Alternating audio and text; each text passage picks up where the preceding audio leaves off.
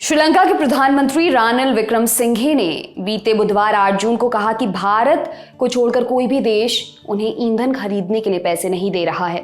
साथ ही उन्होंने ये भी कहा कि भारत से कर्ज लेने की जो सीमा निर्धारित की गई थी अब वो पूरी होने वाली है। श्रीलंका द्वारा इसे बढ़ाने की मांग की जा रही है।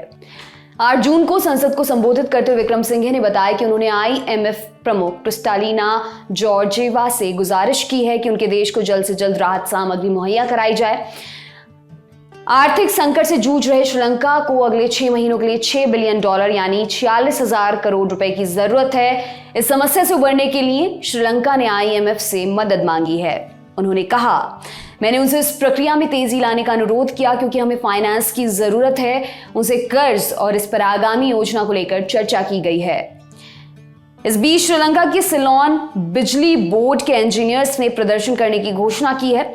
इस पर प्रधानमंत्री ने कहा, कृपया बिजली ना काटें, आप तख्ती लेकर धरना दे सकते हैं। उन्होंने आगे कहा, अगर आप ऐसा करते हैं तो फिर भारत से मदद मांगने के लिए मुझसे कुछ ना कहें। कोई भी देश ईंधन और कोयला खरीदने के लिए हमें पैसे नहीं दे रहा है, सिर्फ भारत इसमें मदद कर रहा है। भारत से कर्ज की जो सीमा निर्धारित की गई थी अब वो पूरी होने वाली है, हम इसे बढ़ाने की मांग कर रहे हैं।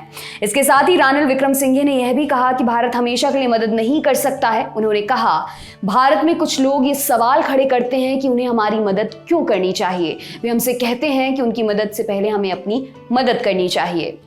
सिलोन बिजली बोर्ड के इंजीनियर्स ने बीते बुधवार 8 जून को अनिश्चितकाल के लिए हड़ताल करने का ऐलान किया था। वे सिलोन बिजली कानून में संशोधन करने का विरोध कर रहे हैं।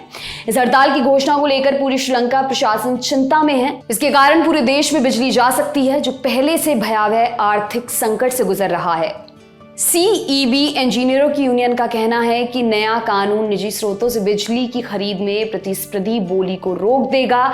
CEB इंजीनियर्स यूनियन के रंजीत इंदुवारा ने कहा, हम इस संशोधन को रोकने के लिए औद्योगिक कार्रवाई का सहारा लेंगे। ऊर्जा मंत्री कंचना विजयसेकारा ने संसद को बताया कि नया कानून प्रतिस्पर्धी बोली प्रक्रिया को खत्म नहीं करेगा, बल्कि टिकाऊ ऊर्जा परियोजनाओं पर फोकस करेगा।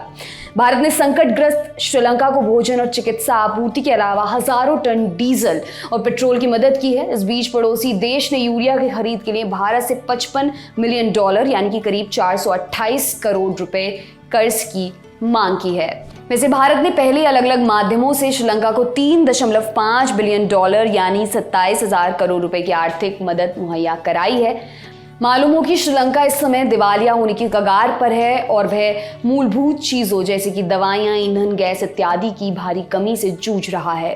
आपके लिए खबर लिखी हमारे साथी धीरज ने। मेरा नाम है दिव्यांशी। देखते रहिए दी लल्लन टॉप। शुक्रिया।